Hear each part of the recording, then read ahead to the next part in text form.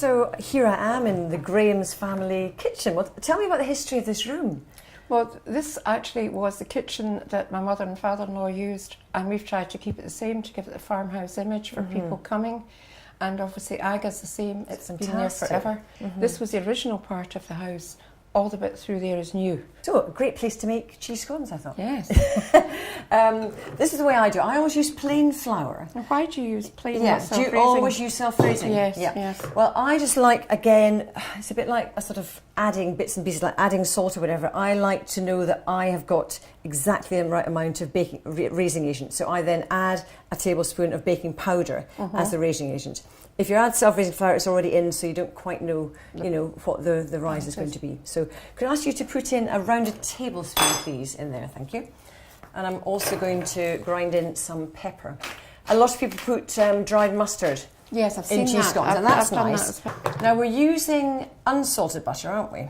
Yes, because why do you use that and then add salt? I know, it is ridiculous. It's a bit like the baking powder. I like to sort of have control of exactly how much salt goes in. So I know that's, fantastic unsalted butter, so I just like to add a little bit of salt. So that's that. Now I'm just going to rub in the butter, and then tell me about this amazing new cheese.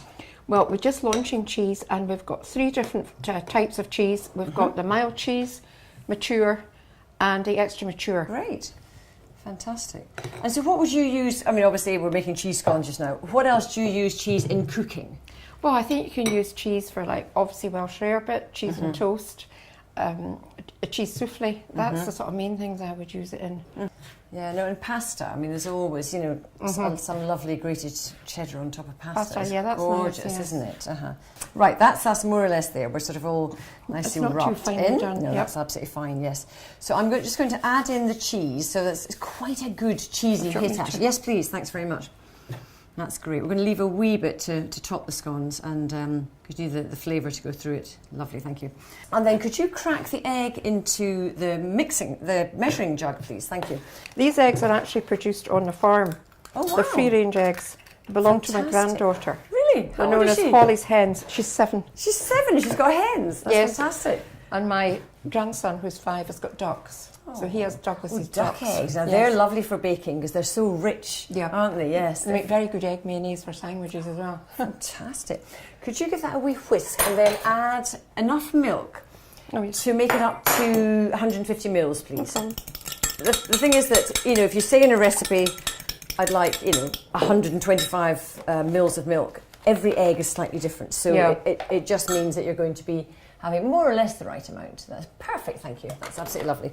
And then could you pour in just, most of it, but we might leave a little bit. It just depends how it comes along. Thanks.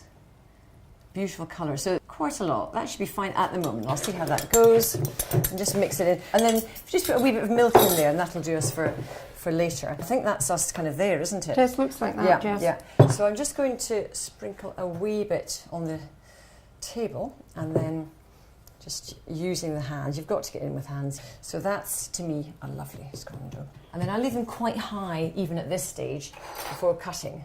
Large or small? What do you think? Go for large. Large, yeah, exactly.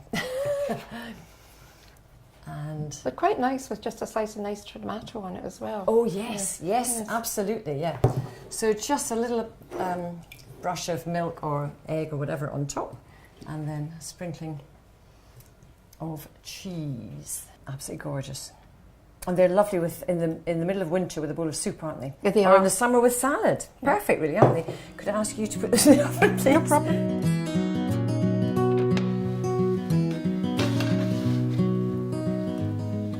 Well, now for the big taste test. And see how Absolutely. Graham's cheese does in cheese scones. Exactly. Can't wait. I love the crusty Nice and topping, light. don't you? I actually always prefer the top of a cheese scone. Yes, because it's nice and crusty. Yes.